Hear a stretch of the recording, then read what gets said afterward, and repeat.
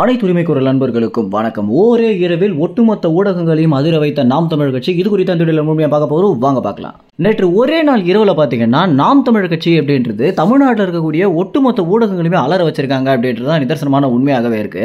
ஏன்னா நேற்று தினம் கிட்டத்தட்ட தமிழ்நாட்டில் இருக்கக்கூடிய ஒட்டுமொத்த பத்திரிகையாளர்களுமே பாத்தீங்கன்னா ஒவ்வொரு சேனல்களுக்கு நேர்காணல் கொடுத்திருந்தாங்க. அவங்க சொல்லி இருக்கக்கூடிய விஷயம் அப்படின்றது ஆட்சியில் இருக்கக்கூடிய திமுக கட்சி அலற வச்சது மட்டும் இல்லாம தமிழ்நாட்டில் இருக்கக்கூடிய முன்னணி ஊடகங்களையும் கதிகலங்க வச்சிருக்கு அப்படின்னு தான் சொல்லி ஆகணும். தமிழ்நாட்டில் கிட்டத்தட்ட ஆண்களை விட பெண்களுடைய வாக்கு அதிகமாக இருக்கிறது, இதுதான் வரலாற்றிலே முதல் தடவையாக இருக்கு. அதுலயும் குறிப்பா 8 லட்சம் பெண்கள் ஆண்களை விட அதிகமாக ஓட்டு போட்டிருக்காங்க அப்படின்றதும், அதற்கு பிறகு இந்த 8 லட்சம் வாக்குகளுமே நாம் தமிழ் கட்சிக்கு தான் விழுந்திருக்குது அப்படின்றதுதான் தமிழ்நாட்டில் இருக்கக்கூடிய முக்கியமான பத்திரிகையாளர்கள் சொல்லியிருக்கக்கூடிய தகவலாக இருக்கு. ஏன்னா ஒவ்வொருத்தருமே ஓட்டு போட்டு முடிச்ச பிறகு நிறைய யூடியூப் சேனல்களுக்கு மக்கள் கூட்டமாக பேட்டி அளிச்சிருக்காங்க அப்படின்றதும், அது மட்டும் இல்லாம யூடியூப் சேனல்கள் பாத்தீங்கன்னா முழுக்க பெண்கள் மேல கவனம் செலுத்தி நீங்க யாருக்கு ஓட்டு போட்டீங்க அப்படின்ற விஷயத்தை சேகரிச்சிருக்காங்க.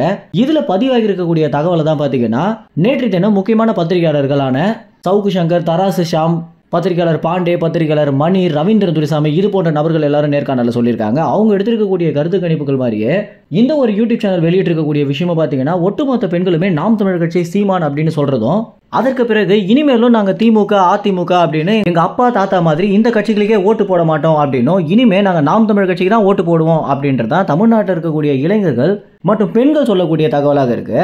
இதைதான் பாத்தீங்கன்னா ஊடகங்கள் எப்படி செய்தியாக வெளியிடுறது அப்படின்னு கதி கலங்கி போய் உட்காந்துருக்காங்க அப்படின்னு சொல்லணும். ஏன்னா ஜூன் மாதம் தேர்தலுடைய முடிவுகள் வெளியாக போற நிலையில நாம் தமிழர் கட்சியுடைய இலக்கான 1 கோடி வாக்கு பெற போறாங்க அப்படின்ற ஒரு தகவலையே ஏற்கனவே இவங்களால சொல்ல முடியாத நிலையில நாம் தமிழர் கட்சிக்கு தான் ஓட்டு போட்டோம் அப்படின்னு ஏதாவது மக்கள் சொல்லியிருந்தா கூட அந்த ஒரு தகவலை கூட பாத்தீங்கன்னா செய்தி ஊடகங்கள் காட்டிட்டு வந்துட்டு இருக்க மாட்டாங்க. ஏன்னா ஏற்கனவே ஆட்சியில் இருக்கக்கூடிய திமுக கட்சி பாத்தீங்கன்னா நாம் தமிழர் கட்சியுடைய செய்தியை வெளியிட்டா உங்களுடைய ஊடகம் தமிழ்நாட்டிலே இருக்க முடியாது அப்படின்னு ஒரு பெரிய மிரட்டலை கொடுத்த பிறகு ஒவ்வொரு ஊடகங்களுமே செய்திகளை எப்படிடா வெளியிடுறது அப்படின்னு ஒரு பெரிய அச்சத்துல தான் இருந்துட்டு இருக்காங்க. இந்த ஒரு விஷயம்னால தான் பாத்தீங்கன்னா நேற்று ஒரே நாள்ல ஒட்டுமொத்த யூடியூப் சேனல்களுமே சொல்லி வச்ச மாதிரி ஒரேடியாக இந்த எல்லா நியூஸையும் போட்டு தமிழ்நாட்டுடைய முக்கியமான ஊடகங்களை கதி கலங்க வச்சிருக்காங்க. அதாவது தினத்தந்தி, நியூஸ் 7, புதிய தலைமுறை, இது போன்ற ஊடகங்கள் பாத்தீங்கன்னா இந்த மாதிரியான பத்திரிகையாளர்களை பேட்டி எடுத்திருந்தாலுமே அவங்க நாம் தமிழர் கட்சி குறித்து பேசியிருந்தா அந்த எல்லா விஷயங்களுமே மறைச்சு தான் வீடியோவாக வெளியிட்டு வந்துட்டு இருக்காங்க. மேலும் இந்த ஒரு தகவல் குறித்து என்ன நினைக்கிறீங்க அப்படின்ற கருத்துக்களை கமெண்ட்ஸ்ல தெரிவிங்க. நன்றி, வணக்கம்.